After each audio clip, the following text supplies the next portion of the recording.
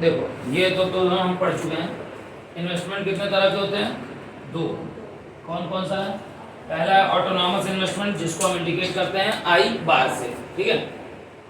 और इसका जो डायग्राम बनेगा वो इन्वेस्टमेंट की जो लाइन होगी वो पैरेलल होगी किसके? एक्स एक्सिस के, ठीक। इंड्यूस्ड इन्वेस्टमेंट, और यही सिलेबस में है, यही हमको पढ़ना भी है। इंड्यूस्ड इन्वेस्टमेंट वो इन्वेस्टमेंट होता है जो बढ़ती हुई इनकम के साथ बढ़ता है।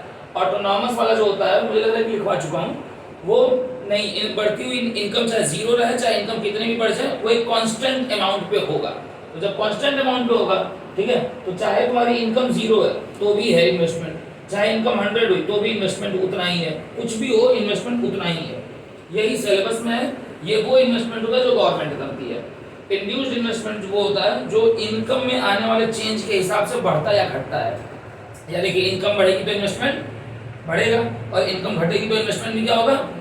घटेगा। तो ये ऐसे बनता है, ये ऐसे बनता है, ठीक है। यही दो चीज मेन थी बताने की। डिटर्मिनेंट ऑफ इन्वेस्टमेंट एक्सपेंडिचर, जो कि बोर्ड पे लिख दिया था तो बता दे रहा हूँ, इस सिलेबस में है नहीं, अब इस साल सिलेबस में खत्म हो गया है।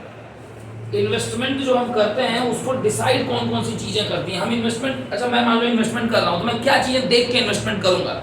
दो ही चीजें, दो सबसे इंपॉर्टेंट चीजें। पहला, मार्जिनल एफिशिएंसी ऑफ इन्वेस्टमेंट। मान लो कि मेरे पास 10 लाख रुपए हैं और मुझे एक बिजनेस खोलना है, ठीक।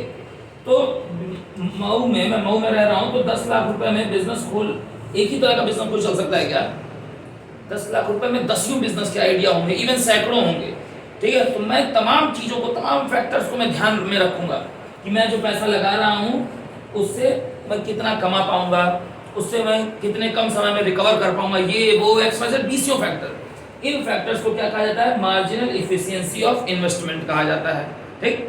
कि जो मैं पैसा लगा रहा हूँ उस पैसे से मुझे रिटर्न कितना आ रहा है, मैं कितना प्रिपेयर हूँ, ठीक। दूसरा, रेट ऑफ इंटरेस्ट। अगर आज के ज़माने में इंटरेस्ट का रेट, जैसे करंट 2025 में इंटरेस्ट का रेट बहुत हाई है, तो मैं अभी बैंक से लोन लेने जाऊंगा क्या? नहीं। और कम है तो हमारे तुम्हारे से बहुत से लोग बिजनेस खोलने के लिए बैंक से लोन लेने भाग जाएंगे। तो रेट ऑफ इंटरेस्ट भी मायने रखता है। अगर 10 लाख रुपए मुझे बैंक से लोन लेना है क्योंकि रेट ऑफ इंटरेस्ट कम है, तो हर आदमी मुंह उठा के बैंक पहुंच जाएगा, भैया लोन दे दो, ठीक। और रेट ऑफ इंटरेस्ट ज़्यादा है, तब 10 लाख रुपए हम बैंक से नहीं लोन लेके बिजनेस में लगाएंगे। तब हम क्या करेंगे?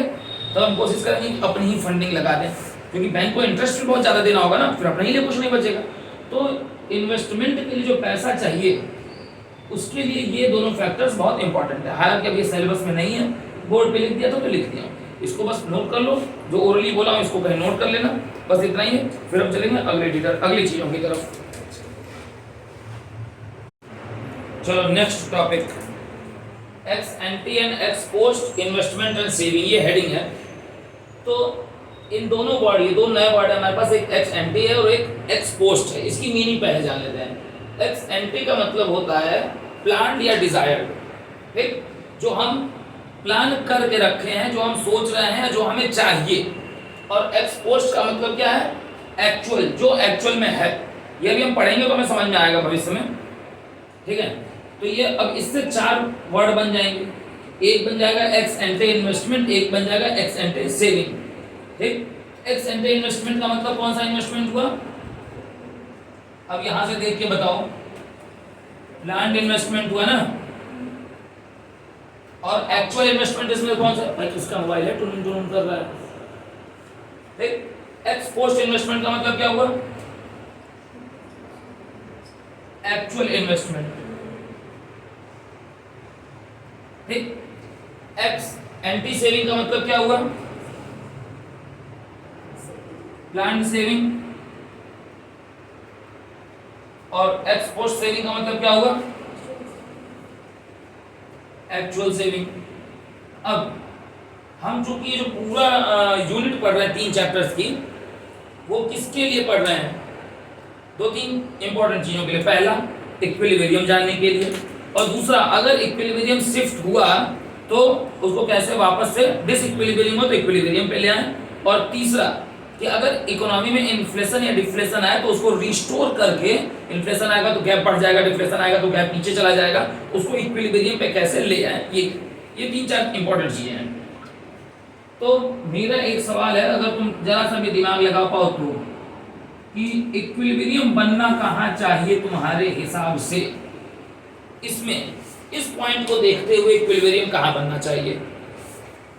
मत ज्यादा दिमाग लगाओ, मैं बता दे रहा हूं। जहां पे अगर तुम्हारी प्लान्ड इन्वेस्टमेंट, तुमने प्लान किया था 1000 करोड़ रुपए इन्वेस्ट करने का इस साल इकोनॉमी में, अगर तुम्हारी प्लान्ड इन्वेस्टमेंट इक्वल हो जाए किसके, हाँ, इक्विलिब्रियम हो जाएगा, हाँ, या अगर तुम्हारी प्लान्ड सेविंग इक्वल हो जाए किसके, हाँ, तो भी इन्वेस्टमेंट, सॉरी, तो भी इक्विलिब्रियम हो जाएगा। यानी कि इसको अगर इकोनॉमिक्स में ये जो वर्ड्स हैं उनके उन वर्ड्स में पढ़ोगे तो इक्विलिब्रियम कहाँ बनता है, where ex ante investment is equal to ex post investment, या where ex ante saving is equal to क्या हो, एक्स पोस्ट सेविंग हो। यानी कि जहां पे x anti is equal to क्या हो जाए, एक्स पोस्ट हो जाए, वो जगह क्या मानी जानी चाहिए आगे चल के, इक्विलिब्रियम मानी जानी चाहिए। क्लियर? यानी कि जहां पे डिजायर्ड, एक्स एंटी का मतलब है डिजायर्ड, जब डिजायर्ड किसके बराबर हो जाए, एक्चुअल के बराबर हो जाए, जो तुमने सोचा वही एक्चुअल आउटकम हो जाए, इक्विलिब्रियम हो गया। अब सोचा जो है वो आउटकम अभी तक नहीं हुआ है, इक्विलिब्रियम नहीं हुआ है। सोचा जो है उस आउटकम से आगे निकल गए तो भी इक्विलिब्रियम नहीं हुआ। जो सोचा है उसी आउटकम पे हो तो इक्विलिब्रियम है, उसके पहले हो या उसके बाद में हो तो इक्विलिब्रियम नहीं है। अब पहले या बाद में हो, मगर तुम्हें कहाँ जाना है, तुम्हें हर बार कहाँ जाना है, इक्विलिब्रियम पे। तो चाहे पहले हो चाहे बाद में हो, इक्विलिब्रियम लाने के लिए कुछ स्टेप्स उठाने पड़ेंगे। वो स्टेप्स जानने के लिए कौन सा चैप्टर जाना पड़ेगा, चैप्टर नंबर 9, आखिरी चैप्टर। आगे चले गए तो एक्सेस हो गए, पीछे रह गए तो डेफिसिट में हो। तो चाहे एक्सेस हो चाहे डेफिसिट हो, चाहे एक्सेस हो और चाहे डेफिसिट हो, आना तुम्हें कहाँ है, थाने पर, इक्विलिब्रियम पर। ठीक है, तो सर इक्विलिब्रियम पर आने के लिए क्या करना है तुमको, आना तुमको कहाँ है, हवेली पर ही आना है। तो हवेली पर आने के लिए क्या करना पड़ेगा, इक्विलिब्रियम बनाना पड़ेगा। यानी कि जो तुम्हारी प्लानिंग है वही एक्चुअल होना चाहिए। प्लान तुम्हारे बहुत बड़े बड़े हैं और एक्चुअल में इकोनॉमी वहां तक पहुंच नहीं पा रही है, ठीक, तो इक्विलिब्रियम होगा क्या। प्लानिंग हमने की कि इस साल हम 1200 यूनिट प्रोड्यूस करेंगे, बीइंग एज अ प्रोड्यूसर, ठीक, ये मेरी प्लानिंग है। तो ये क्या है, मेरा एक्स एंटी है, ठीक। अब एक्चुअल जो मैं इस साल प्रोड्यूस कर पाया वो अगर मैं 800 कर पाया या 1000 कर, सॉरी 1000 कर पाया या 1400 कर लिया, दोनों दशा में इक्विलिब्रियम में हूं क्या मैं। मेरी डिजायर कितनी थी, किया कितना, इक्विलिब्रियम है। मेरी डिजायर कितनी थी और मैंने प्रोड्यूस कितना किया, तो भी इक्विलिब्रियम है। इक्विलिब्रियम कहाँ बनेगा, जब मैं इसकी जगह कहाँ रहूं,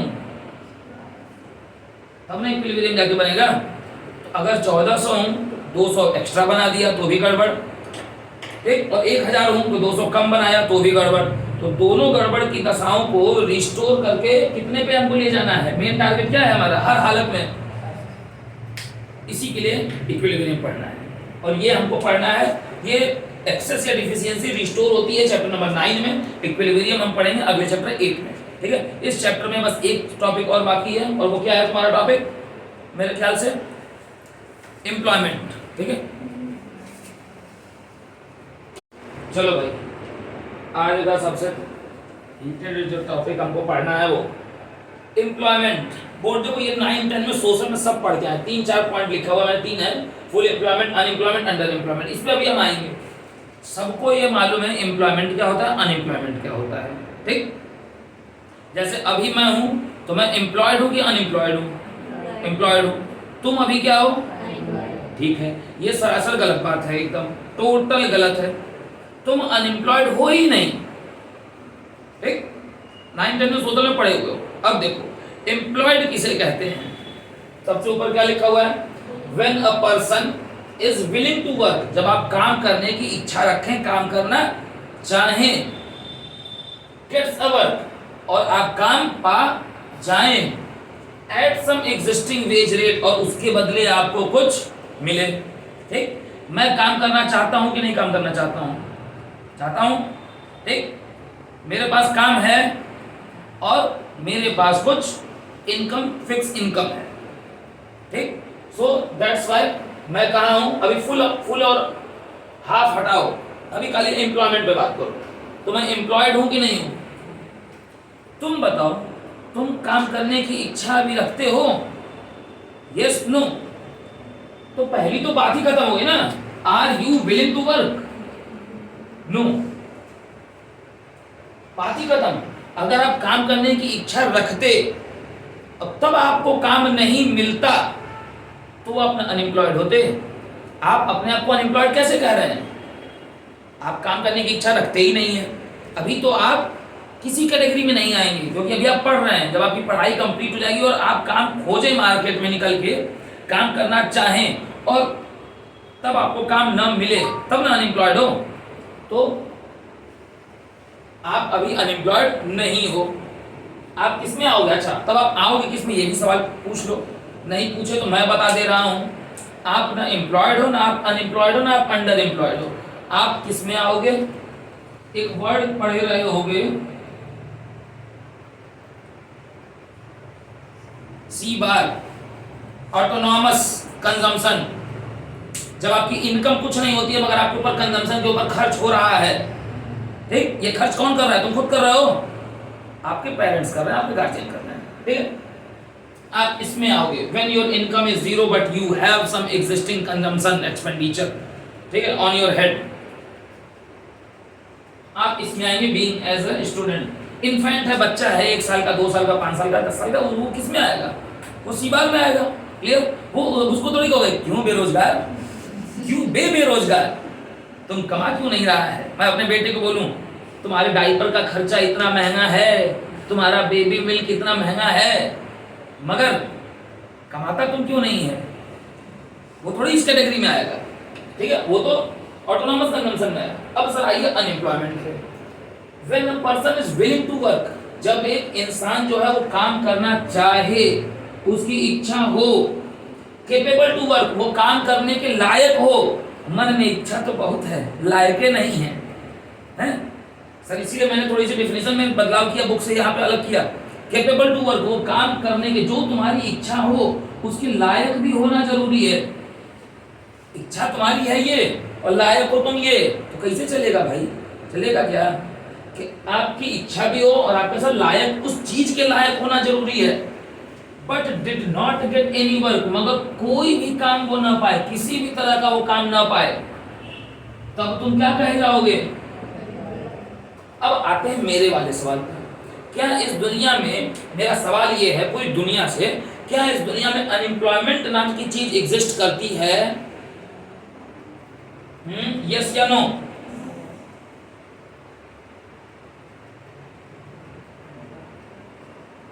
क्या लिख रहा हूं बोर्ड पे,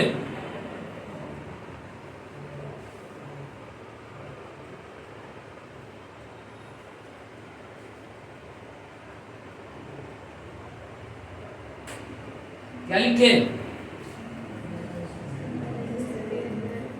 ये दुनिया में ये चीज एग्जिस्ट नहीं करती है परमानेंटली। ठीक, मैं एक जॉब छोड़ा, मैं 1-2 महीने घर पे खाली बैठा रहा, फिर मुझे एक नई जॉब मिल गई, उस बीच में फ्रिक्शनल अनएम्प्लॉयमेंट हो सकता है। ठीक है, दुनिया ऑफलाइन से ऑनलाइन टीचिंग में आ गई और मैं ऑनलाइन नहीं सीख पाया। ठीक, तो ऑफलाइन में रहते रहते मेरी टीचिंग करियर जो है वो खत्म हो गया, मैं सिस्टम का शिकार हो गया, मैं स्ट्रक्चर का शिकार हो गया, मैं नहीं सीख पाया, तो ये बेरोजगारी होगी, इसको कहेंगे स्ट्रक्चरल अनएम्प्लॉयमेंट। ठीक, मगर मैं अगर सीख लेता तो भी मैं बेरोजगार रहता क्या। अच्छा चलो, टीचिंग में मैं नहीं आ पाता तो फिर मुझे कहीं और काम करना चाहिए था ना, हाथ पैर शरीर मजबूत था, कहीं और किसी और कोई और काम कर सकते थे, हैं, अकाउंटिंग आती है बढ़िया तो अकाउंटेंट बन जाते, टीचिंग छोड़ के अब अकाउंटेंट का काम शुरू कर देते, तब तो जिंदगी कट जाती ना, कुछ तो पैसा आ जाता, कमाने खाने भर को, घर परिवार चलाने भर को। तो आदमी अनएम्प्लॉयमेंट, जिसमें हम बार बार बात करते हैं, पॉलिटिकली ये मैटर बहुत बड़ा है दुनिया के लिए, ठीक है। इकोनॉमिकली ये मैटर है ही नहीं, रियल वर्ल्ड में एग्जिस्ट करता ही नहीं, सब मिथ है, सब एक दूसरे को बेवकूफ बना रहे हैं, एक दूसरे का काट रहे हैं, जी रहे हैं, वोट पा रहे हैं, ठीक है। अनएम्प्लॉयमेंट जैसी कोई चीज होती ही नहीं है, ठीक है। फॉर परमानेंट तो नहीं होती है भाई, मैं दावे के साथ कह रहा हूं। हो सकता है कि मेरे पास बहुत बड़ी इकोनॉमिक्स की कोई डिग्री ना हो, मगर ओपन चैलेंज के साथ कह रहा हूं कि ये एग्जिस्ट नहीं करती है रियल वर्ल्ड में। आप काम करना चाहेंगे, आपको काम मिलेगा, काम खोजने जाएंगे, आपको काम मिलेगा। भाई जिस काबिल हो उस काबिल काम हो सकता है ना मिले, मगर कुछ तो काम मिलेगा, कुछ तो मिलेगा, ये गारंटी मैं दे रहा हूं, ठीक। ये पूरी दुनिया में है, ठीक। तो ये रियल वर्ल्ड में एग्जिस्ट नहीं करता है, यानी कि रियल वर्ल्ड में एम्प्लॉयमेंट है, हर जगह है। आप खोजिए, आप काम करने की इच्छा रखिए, आपको कोई ना कोई काम मिल जाएगा। हो सकता है कि मैं चाह रहा हूं कि यार 5 लाख पर मंथ की सैलरी क्यों नहीं मिल रही है। अरे भाई जी, जहां पे मैं हूं वहां पे 50,000 कमा लेना भी बड़ी बात है। 5 लाख कहां से मिलेगा? इसका ये मतलब है कि मैं पैर पे पैर रख के बैठ जाऊंगा, नहीं मैं काम ही नहीं करूंगा। अबे 50 मिल रहा है, 50 के लिए कर, है? तो उससे जो वर्ड आता है, उस वर्ड को क्या पढ़ते हैं भाई, क्या है बोर्ड पे? अंडर एम्प्लॉयमेंट, ठीक है। जब एक when a person is ready to work, जब एक आदमी काम करने को तैयार हो, विलिंग टू वर्क या ready to work, but get, मगर पाए, अंडर पेड, मगर अंडर पेड हो, जिस काबिल है वो according to his skill, his या हर स्किल, ठीक, हर भी कर लेना, ठीक है, अपने काबिलियत के हिसाब से जब वो कम पाए, बात तो रहा है ना, जीरो पे तो नहीं ना है, हैं? Something is better than nothing है ना। तो उस दशा को वो अनएम्प्लॉयड तो है नहीं, नौकरी तो है, मगर अपनी औकात अनुसार तो नहीं पा रहा है, तो वो क्या माना जाएगा? ठीक। सारे प्राइवेट स्कूलों में काम करने वाले जो मास्टर हैं वो किसका शिकार हैं? अंडर एम्प्लॉयमेंट का शिकार हैं, ठीक है। वो अनएम्प्लॉयड नहीं है, क्योंकि वो बनने लायक मास्टर ही थे, ठीक है। उन्होंने एक ठीक ठाक इज्जतदार नौकरी चुनी तो वो मास्टर बन गए, तो वो अनएम्प्लॉयड नहीं है। वो ये नहीं, देखो एम्प्लॉयमेंट अनएम्प्लॉयमेंट का सबसे बड़ा मिथ हमारे मन में ये है ना कि अगर तुम्हारे पास सरकारी नौकरी नहीं है तो तुम अनएम्प्लॉयड हो। इस हिसाब से तो अंबानी सबसे बड़ा बेरोजगार है, अडानी सबसे बड़ा बेरोजगार है, मोदी जी सबसे बड़े बेरोजगार हैं, राहुल गांधी सबसे बड़े बेरोजगार हैं, मगर नहीं, बहुत से लोग तेजस्वी भी तो हैं।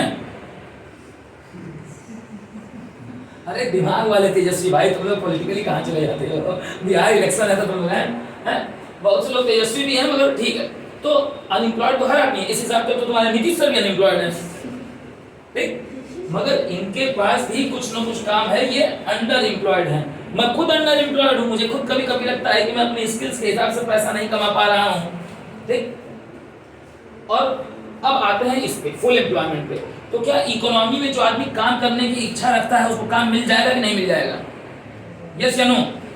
यानी कि इकोनॉमी में क्या चीज एग्जिस्ट करती है? फुल एम्प्लॉयमेंट एग्जिस्ट करता है या नहीं करता है? कन्हैया कुमार का स्पीच सुन के आओगे तो नहीं करेगा। जो काम करने को तैयार है उसके पास सर काम मिल जाएगा। आपको आपके लायक हो सकता है ना मिले, जितना तुम्हारी इच्छा हो। मेरी भी बहुत बड़ी बड़ी इच्छाएं हैं, या तो मैं एफर्ट नहीं मार पा रहा हूँ या मेरा एफर्ट यूजलेस हो जा रहा है, मगर कुछ तो मैं कमा ले रहा हूँ, इतना मैं कमा ले रहा हूँ कि मेरे दाल चावल का, दाल रोटी का काम चल जा रहा है, ठीक है। तो मैं अंडर एम्प्लॉयड हो सकता हूँ, मैं अनएम्प्लॉयड नहीं हो सकता हूँ। यानी कि अगर मैं एम्प्लॉयड हूँ, हम सब एम्प्लॉयड हैं, हम सब अगर एफर्ट मारें और हम एम्प्लॉयड हो सकते हैं, तो हम फुल एम्प्लॉयमेंट में आएंगे कि नहीं आएंगे? क्या मेरी प्रोडक्टिविटी इस इकोनॉमी में जीरो है? दुनिया में हर वो आदमी जो नौकरी से लेके, व्यापार से लेके, रिक्शा चलाने से लेके, दिहाड़ी मजदूरी से लेके कुछ भी कर रहा है, उसकी इस इकोनॉमी में प्रोडक्टिविटी है कि नहीं है? वो इकोनॉमी में कंट्रीब्यूट कर रहा है कि नहीं कर रहा है? तो जब कर रहा है तो वो एम्प्लॉयड है कि नहीं है? एम्प्लॉयड है तो हर वो आदमी जो काम करने को तैयार है, उसके पास काम है, ठीक, तो फुल एम्प्लॉयमेंट की कैटेगरी में आएगा कि नहीं आएगा? ठीक है। अंडर पेड हो सकता है, मैं मना नहीं कर रहा हूं, मगर एम्प्लॉयड है कि नहीं है? ठीक। तो इससे दो वर्ड मिलेंगे अब बुक में, वो लिख दे रहा हूं यहां पे अलग से, इसलिए ये जगह छोड़ा भी हुआ था।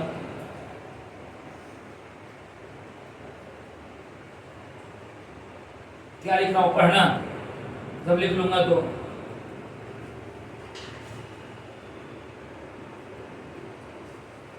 स्पेलिंग भूल जाता हूँ यार, अंग्रेजी मेरी भी उतनी ही कमजोर है ना, तभी ना मैं अंडरपेड हूँ।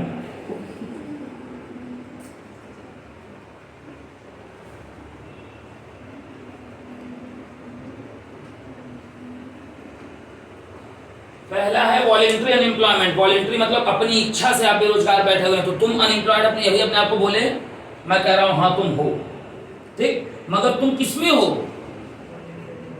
तुम वॉलेंट्री हो।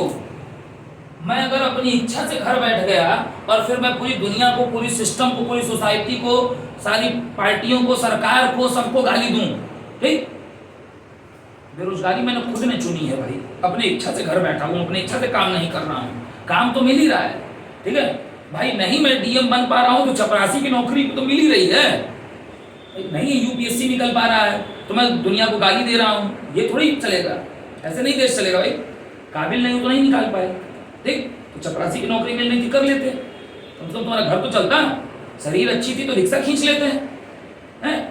तो आप सर आप कह रहे हैं नहीं, जब तक हम डीएम नहीं बनेंगे हम पैसा नहीं कमाएंगे, हम स्कूल में जाके नहीं पढ़ाएंगे, अरे तुमको बहुत ढेर सारी नॉलेज हो गई है, यूपीएससी की बहुत टफ तैयारी की, नहीं निकला, जाओ कौन स्कूल में पढ़ाओ, कौन कॉलेज में पढ़ाओ, तुम नहीं जा रहे हो, तुम कहोगे ना हम सरकार चोर है, बेरोजगारी पे सरकार बात नहीं करती है, अरे तुम कहाँ बेरोजगार हो, तुम कामचोर हो, तुम बेरोजगार नहीं हो, तुम क्या हो? कामचोर। इसको, इस कामचोरी के लिए इंग्लिश में वर्ड क्या यूज होता है? वॉलेंट्री अनएम्प्लॉयमेंट, आप अपनी इच्छा से बेरोजगार बैठे हुए हैं। और दूसरा है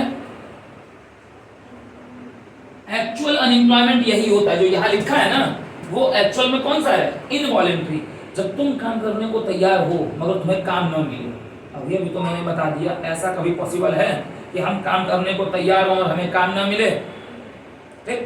तो आज की जो पूरी हमारी चर्चा का जो मैटर है वो क्या है, ठीक, आज तुम्हारा तो मिथ क्लियर हुआ कि अनएम्प्लॉयमेंट जैसी कोई चीज दुनिया में एग्जिस्ट करती है कि नहीं करती है? करती है नहीं करती है? नहीं करती है। अंडर एम्प्लॉयमेंट होती है, वो तो दिखाई दे रहा होगा, तुम लोग मुझको भी देख ही रहे होगे, हैं? अनएम्प्लॉयमेंट जैसी कोई चीज नहीं होती है, अंडर एम्प्लॉयमेंट जैसी चीज है मैं हूं, यानी कि एम्प्लॉयमेंट तो है, तो जब एम्प्लॉयमेंट है तो हर आदमी का कंट्रीब्यूशन इकोनॉमी में, प्रोडक्टिविटी में है कि नहीं है? तो फुल एम्प्लॉयमेंट फेज माना जाएगा कि नहीं माना जाएगा? हमेशा माना जाएगा। और प्रोफेसर जेएम कीन्स की जो थियरी थी वो किस पे बेस्ड थी? ये मिथ नहीं है, हाइपोथेटिकल नहीं है, फुल एम्प्लॉयमेंट एग्जिस्ट करता है, ठीक है। वो अंडररेटेड हो सकता है, एक अलग बात है, अंडरपेड हो सकता है, अलग बात है, मगर एम्प्लॉयमेंट होता है। Is that clear? Chapter number 7 पूरी तरह से खत्म होगा। अब अगला टॉपिक मुझे लग रहा है फॉर्मूले पूरे बताने होंगे ना, देखना जरा क्या लिखवाया था, हाँ, फॉर्मूले कल की क्लास में।